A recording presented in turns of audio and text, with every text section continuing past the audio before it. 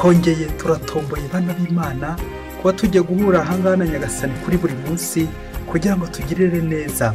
Nyagasani uduhindure neza uko ushaka. Ku izina ry'Imana Data na Mwana na Roho Mutagatifu, amen. Amahoro bana b'Imana, nimuhumure, Imana iradukunda cyane.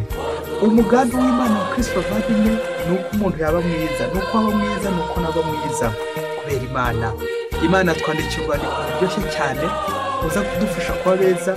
Kuwa gatandatu cy'umwaka cya 2023 tariki 10 Nzeri 2022. Isomo rya mbere ryo muri wa mbere Pawulo mutagatifu yandikiye Abanyakorinti umutwe wa 10 umurongo wa 14 kugeza ku 22. Nkoramutima zanjye nimwirinde gusenga ibigirwamana. Reka mbabwire nk'abaciye akenge, namwe ubwanyu mwirebera ukuri kw'ibyo mvuga. Mbese inkongoro y'umugisha tunyweraho dushimira Imana si ugusangira amaraso ya Kristo n'umugati tumanyurira hamwe, si ugusangira umubiri wa Kristo. Kubera uwo mugati umwe, nubwo twe turi benshi, kuko twese nyine duhujwe n'umugati umwe. Nimurebere ku rubyaro rwa Isiraheli. Mbese abarya ku bitambo byatuwe ntibaba bunze ubumwe n'urutambiro? Mbese mvuga iki? Ko inyama zatuwe ibigirwamana hari icyo zivuze, cyangwa se ko ikigirwamana hari icyo kimaze?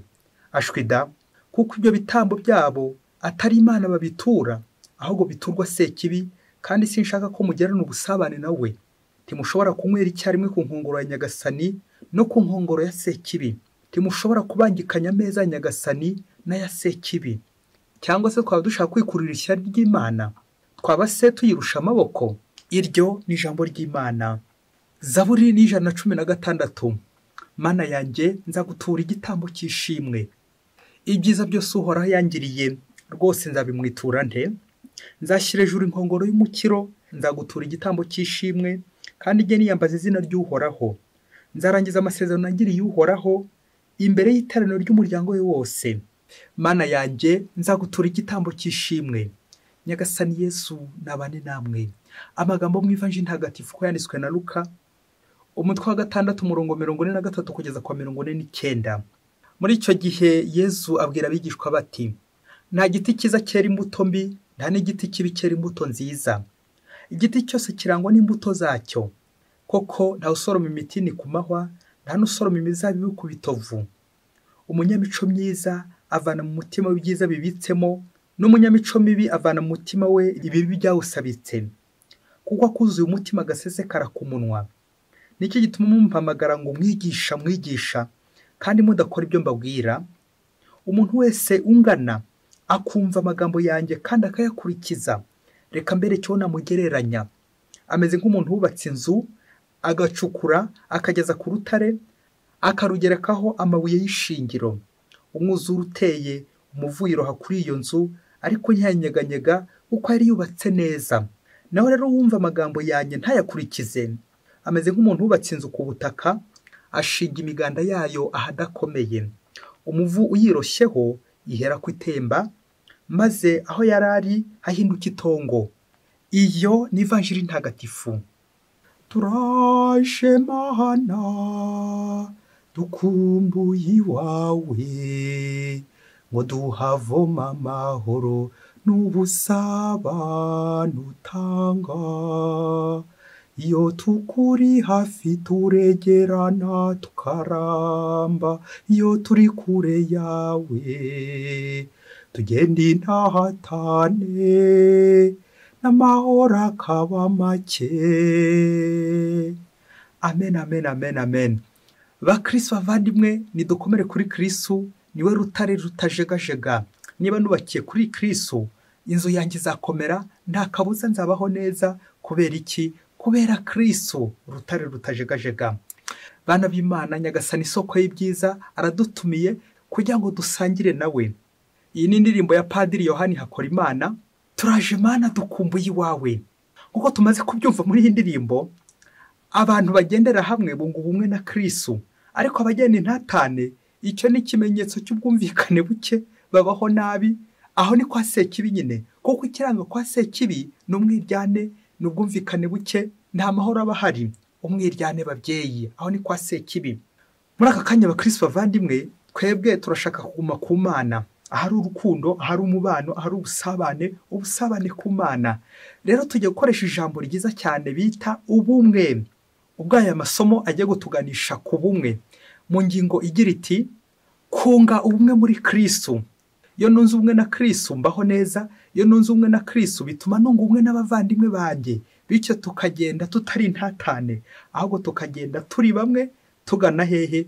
Tugana ku mubyeyi wacu umwe, Imana Data. Kuko umugambi w'Imana nuko tuba beza. Amasomo rero uyu munsi aze gukuganisha nanjye nganisha kuba umuntu mwiza nyuma yo kunga ubumwe na Kristo. Akenshi bakristo bavandimwe twebwe abantu hari ubwo dushaka gucagagura, rimwe na rimwe ku mubiri wacu haba hari urugingo rutubangamiye, tugashaka kuruhungura, tugashaka kurukuraho kugira ngo tugende twemye. Umunsi umwe umukobwa wo hirya kure muri Afurika ngo yigeze atwara inda, nirinze kuvuga ko ari ikinyendaro, noneho areba hirya areba hino abona ko kubwema bwe burahungabanye, nuko rero ngo ashaka kuyikuramo. Ibyo bitekerezo bigumya kumuzerera mu mutwe, nuko ngo ageze ku wagombaga kumufasha kuyikuramo, waramubwira ati umva rero ngiye kuguha ibinini 10 kugira ngo utazongera no kugaruka aha ngaha, n'igihe wayitwaye ugiye ubwiriza uyikuremo ikinini kunda imwe, ikinini kunda imwe. Nuko wa mukobwa ngo aragenda, ageze imbere aravuga ati iyi nda rero kugira ngo mpite nyikuramo irangire vuba vuba, nuko afata twa tunini ko ari 10 twose bari baramugeneye kunda 10 azakuramo, ngo murumva ko ari kwa Sekibi nyine, maze twose ahita dufatira icyarimwe atumira bunguri. Ubwo se warugize ngo nkubwire ngo sinjya wahera nyine, byahise bihwaniramo, ubwiraga ko agiye gukuramo inda, uwo mwana ahita apfira aho ngaho birangire, none hisi muhitana. Bakristo bavandimwe, nguko dushaka guca urugingo rw'umubiri wacu, tugashaka kubwikuraho, nyamara bikaza kurangira ariko dupfuye. Urutoki rwakurya ukumva waruca, izuru ryakurya ukumva warica, umunwa wakurya nawo ukumva wawuca, warya ute se?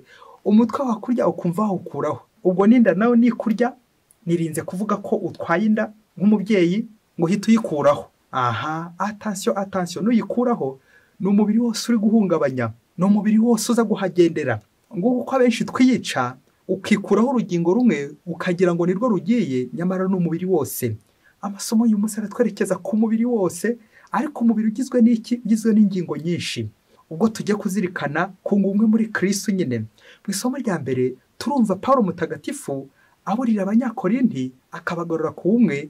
Ikoraniro ry'Ikorinti hari higanje amacakubiri, amakimbirane, amatiku. Paulo rero agashaka ko bongera kugaruka bakunga ubumwe muri Kristo. Araberekeza kuri Ukarisiya, umugati na divayi bihinduka umubiri n'amaraso bya Kristo, dusangira twebwe abakristo tukunga ubumwe, ariyo Ukarisiya, igitambo cya misa dusangira. Nguko rero ko ashaka gutugarura nk'abakristo abatatanye, abari kure y'Imana, kongera tukagaruka mu misa ku isoko Yezu Kristo, tukunga ubumwe. Kuko buri misa Yezu arakiza, twongera kwiyunga na Kristo, tukongera kwiyunga n'abavandimwe bacu. Muntu rero utumva misa, muntu utajya mu misa, umenye ko ugena intatane, nyamara turi ingingo za Kristo, nta na rimwe urugingo rugomba kwitandukanya n'umubiri warwo. Ukarisiya rero nk'igitambo dutura Imana kugira ngo dukire. Ni nabyo muri ibyo Zaburi yaririmbye agira ati Mana yanjye nzagutura igitambo cy'ishimwe. Iyo ngiye mu misa mba ngiye gushimira Imana. Action de grâce, Eucharistie, rendre grâce à Dieu, gushimira Imana. Igihe cyose ngiye mu misa mba ngiye gusenga, utura Imana ubuzima bwanjye bw'umubiri ndetse n'ubwa roho, usangira n'abavandimwe, usangira na Kristo. Ni bya bindi by'uko ibiganza byakoze kuri Yezu ntibikorakora. Niba nahawe Kristo ngahabwa Ukarisiya, kirazira kikaziririzwa gukorakora, harimo kwiba, kwishora mu ngeso mbi, gukora mu mifuka, akaboko karekare nyine. Ibiganza byakoze kuri Kristo ntibyongera gukorakora, ntibyongera gusandaza. Ubumwe Paulo mutagatifu dushishikariza muri iyi baruwa yandikiye abanyakorinti, ari nayo Ukarisiya ngo tumaze kubivuga, uko dusangiye nyine tugasabana, bikatuganisha kuri ya mvugo ya Kinyarwanda igira iti abasangiye ubusa bitana ibisambo. Abo ni abaki? Ni ibisambo nyine, abo ni n'abapagani. Ariko abakristo twebwe abasangiye Kristo, kunga ubumwe tukaba abakristo nyine, nguko gusa na Kristo, wasangiye na Kristo asa na Kristo. Rero mu kintu kiri mu mugambi w'Imana nuko nyine tuba beza, igihe twagiye mu misa tukavaho nyine duhumura ubuyezu, tukavaho tumeze neza, twasabanye na Kristo, turi umwe na Kristo. Ibi nibyo ivanjiri tuganishaho. Igiti cyiza cyera imbuto nziza. Niba koko navomye kuri Kristo, ari cyo giti gikuru, ngomba nyine nanjye kugira gute kwera imbuto nziza, nkabaho neza, nkaza guhinduka nabaye umuntu mwiza. Isengesho igitambo cya misa nkaza kuvaho nahindutse. Nabyo umuhanga yavugaga ati niba isengesho ryawe ritaguhindura, wowe hindura isengesho ryawe. Ngo kuko natwe iyo twagiye gusenga tujya kuri suruse, kuri Yezu, ku isoko cya giti nyine, twebwe tukaba amashami. Rero birababaje ko ngewe ishami nakwihanyura kuri Kristo, icyo gihe mpita mpfa, icyo gihe mpita numa. Usibye ikigereranyo cy'igiti, Kristo nanone yaduha ikigereranyo cy'amazu abiri, imwe yubakiye ku rutare, indi yubakiye ku butaka nyine. Izo zombi harimo imwe ikomera, indi ntikomere. Yubakiye ku rutare, urutare rushushanya Imana, yo irakomera. Naho yubakiye ku butaka, mu yindi vanjiri ho bavuga ku musenyi, aha iyo ntabwo ikomera. Yezu arangirije ku ijambo uko iyo nzu irangira. Inzu nyine itubakiye ku Mana irangira ari itongo. Ni koko bakristo bavandimwe, iyo ntunze umwe na Kristo birangira mpfuye. Akawa mugani ngo iyo inkoko ipfuye amagi arabora. Niba koko ntari muri Kristo, nanjye nzahinduka itongo, icyo gihe naba narapfuye. Guhera umunsi rero ngomba kwitoza kuguma muri Kristo, kunga ubumwe na Kristo, kandi nkunga ubumwe n'abavandimwe. Ejo n'ejo bundi nanjye ntazaba igisambo, tukaba turi gusangira ubusa, tukaza kwitana ibisambo. Ubusa nibyo byose biduteramwe amahane, amatiku, ibikurura intonganya, ibikurura amacakubiri, amakimbirane. Ibyo byose bidutera kugenda dutatanye, ibyo byose nibyo kwa Sekibi. Akamvuga igira iti l'homme propose, Dieu dispose, mais Satan disperse. Umuntu arategura agateganya, ariko Imana ikuzuza. Ariko attention mubyeyi, shitani birekereje kugira ngo icaho ngaho hagati idusandaze, itube mu imbuto mbi, bityo nyine tukaba babi. Nyamara Imana icyo dushaka uyu munsi no kuba beza, ku umuntu mwiza usangira na Kristo, agasa na Kristo. Bakristo bavandimwe, munyemere muri aka kanya tunyarukire mu ishuri ry'ubumwe. Iyo utaryizemo birumvikana ugenda intatane na Kristo, nyine ntuvuga rumwe na Kristo, ariko inzu yawe igahinduka itongo.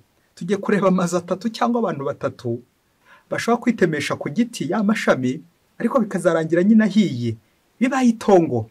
Tujye kureba abantu bakoze drop out muri iri shuri, byumvikana ntabwo byabaguye amahoro. Umuntu wa mbere ngo ni umukecuru wagiye kwa muganga arwaye ijisho, bishoboke ko arafite igisebe mu jisho. Nuko rero muganga amaze kumusuzuma asanga agiye kumutera urushinge ruza kumufasha gukira rya jisho. Muganga amubwiye ahantu aza kumutera urushinge inyuma munsi y'umugongo, nkuko bisanzwe ahantu kwa muganga batera urushinge inyuma. Muganga asaba umukecuru ko yahagaragaza gatoya, ubundi akamutera urushinge. Nuko umukecuru amufungana umutwe aramubwira ati uzabaze, ntabwo aho hantu hanjye wahareba, ntabwo ariho ikibazo kiri mu jisho, ahubwo narinzi ko urushinge uhita urunjoma mu jisho kugira ngo rikire vuba vuba, none naho ugiye gushakira ikibazo. Nuko umukecuru ataha yivumbuye ngo nta nshinge zabashaka.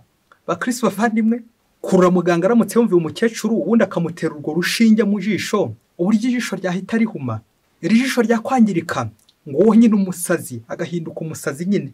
Ari muganga nyine yaba ari umusazi, nirinze kuvuga uwo mukecuru uko nayo ari umusazi cyane. Ngiye gitongo, yaba twari tuzi ko mutu uri mu rushinge usakara umubiri wose, bityo kugenda wihuta mu maraso ukaba wagera kuri rwa rugingo nanone rufite ikibazo, bitagombye ko runyura muri rwa rugingo rufite ikibazo. Uko niko n'umubiri wacu uteye nyine, ingingo zacu ziteye muri Kristo nyine. Iyo urugingo rumwe rubabaye, burya n'umubiri wose ubabaye. Iyo umuti ugeze ahantu hamwe habugenewe, uhita nanone ugera kuri rwa rugingo rubabaye, handi hakomeretse, handi hari igisebe, kigahita kirakira. Kubera iki? Ubumwe bw'umubiri, l'unité du corps humain. Umuntu wa gatatu wari mu ishuri ry'ubumwe, ubona umugabo urungukiye mu idirishya, nuko abona abana babiri bari kurwana, bari gukubitana cyane bikomeye. Nuko ngo yisubira kwiryamira, aravuga ati ibitakureba birenze amaso, nta mpamvu yo kwivanga mu by'abandi. Wa mugabo kujya kubakiza yongera ariryamira ati ibi ntibindeba, nibirwarize. Nuko ngo hashize akanya gato umwana umwe atera mugenzi wibuye, kubera ko bari kurwana hafi ya yanzu. Nuko ryabuye rihusha wa mwana, rihita rimenagura bya birahure bya wa muntu wari wikingiranye wa mugabo. Sibwo se rimuguyeho, atangiye kuva amaraso, nibwo akinguye urugi agiye gushaka muri babana waba bamuteye ibuye. Wageze se ngo ntiyaruhutse ageze kwa muganga. Bakristo bavandimwe, yavuga abapagani igira iti kumusonga wundi ntukubuza gusinzira. Abo n'abapagani nyine. Twebwe abakristo, iyo umuvandimwe afite ikibazo, umuturanyi, uwo dusengana uwo tuba muri gurupe imwe bagashwana, uzamenye kuri yari gushwana na mugenzi we, ariko nawe bizagaruka bikugweho. Ni ngombwa rero gukiza abavandimwe, ubumwe nk'uko Pawulo mutagatifu ari kwigisha abanyakorinti. Ubumwe buri hehe iwacu? Ngo bari kurwana, ibyo niba bareba. Urugo rwabo ruri gushya, zirara zishya, ngo njye ntacyo bimbwiye. Aha, urwabo ruzarangiza gushya, nawe umuriro uhite ukongokera iwawe, birangira urugo rwawe nawe uruzimye, kutarebera ibibazo by'abandi. Umuntu wa gatatu wari mu ishuri ry'ubumwe, ngo n'abakristo babiri bari bahanganye batumvikana, umwe yajya mu misa undi ntabe yayijyamo, ngo ntabwo bashobora guhurira ku meza matagatifu amwe. Mbese bari abanzi b'umwisho, ariko umwe ari umukristo undi ari umukristo, batumvikana batavuga rumwe, ntibahurire mu isengesho, ntibahurire mu misa. Nuko ngo umunsi umwe aza kujya mu ishyamba, agezeyo impyisi iramufata, atangira kurwana nayo. Mugenzi we atambutse, wa wundi bari bahanganye, asanga impyisi iri kurwana na mugenzi we. Ngaho babyeyi, usanze umwanzi wawe ari kurwana n'impyisi, wakiza impyisi cyangwa wakiza umwanzi wawe? Ibaze nanjye nibaze. Niriwe mbabwira uko byarangiye uyu mugabo n'iyi mpyisi, ariko byakurikiyeho nawe wabyumvisha. Uramutse utarwanye ku muvandimwe wawe, uramutse utarwanye ku muntu ngo bari ukiza, impyisi izarangiza kumurya uwo mwanzi wawe, nawe igarukigire gute? Ikurye, kandi kurya bunguri wowe. Umukristo umuvandimwe usanze umwanzi wawe ari kurwana n'impyisi, wakiza impyisi cyangwa wakiza umwanzi wawe? Umuhanga w'umufilozofe Aristophane yaravuze ati, de leurs ennemis les sages apprennent beaucoup de choses. Ngo kubanzi bawe, burya umuntu w'umuhanga abigiraho byinshi. Ntukagwiza abanzi. Umuntu nanakwanga cyangwa nawe ukanamwanga, ntugakuremo urwango, ntugakuremo ubupyisi gusa, ahubwo ujye ufatiraho amasomo y'urukundo, amasomo y'ubumwe. Iyo nta bumwe buhari, iyo nta busabane buhari, iyo nta bwumvikane mufitanye, aho ngaho ni kwa sekibi, aho ngaho hari ubupyisi, aho ngaho muzasandara nyine. Ubwo ni ubusazi, iryo ni itongo. Burya abakristo bavandimwe, iyo umuti urwaye, burya n'umubiri wose uba urwaye. Iyo akaguru karwaye, burya n'umubiri wose uba urwaye. Iyo ugutwi kurwaye, iyo ukuboko kurwaye, iyo umutima urwaye, iyo urugingo rumwe rurwaye, burya n'umubiri wose uba urwaye. Ndetse n'iyo rumwe rumeze neza, burya n'izindi zose zakagombye kuba zimeze neza nyine. Nguko ko natwe abakristo bavandimwe, utakwiha kugenda wenyine, ngo umuti umwe wifasha gusa ntiwifasha gutekereza, ahubwo kugenda na Kristo, kunga ubumwe na Kristo, ibyo bidufasha kunga ubumwe n'abandi. Uzacunge mubyeyi, mu rugo rumwe ntabwo umwe agira ikibazo, undi avuge ngo ngiye kwisinzirira, ngo umusonga ntukubuza gusinzira. Aha, ujye umenya ngo igihe n'igihe mu bana agize ikibazo, burya nawe biba bikuriho. Keretse niba mutunze ubumwe nawe, keretse niba mutari muri iri shuri ry'ubumwe. Yaba uri mu ishuri ry'ubumwe n'abavandimwe, ikibazo cyose kiba kuri mugenzi wawe, nawe ujye ugifata nk'aho ari icyawe, maze buri wese anyura ku ruhande, uru n'uru, mushake igisubizo. Nawe nushaka ko nyamwigendaho, nushaka kuba ntibindeba, bizarangira nawe uzabivunikiramo, bityo nawe ibyawe bitongo. Impyisi zarangiza kurya uwo muvandimwe, nawe igire gutya gutapfuna inyuma. Natwe abakristo turi ingingo za Kristo we mutwe wa kiliziya, tukunga ubumwe n'abavandimwe muri kiliziya ya Yezu Kristo. Ese mu Kristo, nta muntu kugeza ubu ngubu wowe mutagihurira ku meza matagatifu, mutahurira mu isengesho? Nta muntu washyize muri pibere, ukamushyira muri karaseri yawe, ukamujugunya, uturiye ntituzongera guhura? Ubwo ni ubunyamaswa. Nta muntu waba waraciyeho akarongo ngo uyu nguyu ntacyo tuzongera kuvugana nawe? Ubwo ni ubunyamaswa. Mu Kristo nta muntu muhura ukubika umutwe hasi, wanga ko mwarebana. Aho ni kwa sekibi. Ibaze nawe nko Pawulo yabitubwiye, kugirana igihango na sekibi. Ese aho kujyana igihango na sekibi, aho kujyana igihango na Kristo, urahita mu iki? Cyangwa aho gusangira na Kristo nkagira isura nzima, aho gusangira na sekibi, aho gusangira na sekibi, aho gusangira na sekibi ngasuherwa, cyangwa aho gusangira na Kristo ngasusuruka, ngasa neza, ngasa na Kristo, ndahita mu ikihe? Ibaze nanjye nibaze. Yezu Kristo umwana w'Imana, mpa kuguma mu ishuri ryawe, ishuri ry'ubumwe. Nunga ubumwe nawe buri munsi, nunga ubumwe n'abavandimwe buri munsi, dusange nawe Kristo buri munsi, duse nawe Kristo buri munsi. Amen. Mwese Imana ibaha umugisha. Imana Data na Mwana na Roho Mutagatifu. Amen. Padiri Masumbuko Ladislas wa Diyosezi ya Cyangugu. Amen.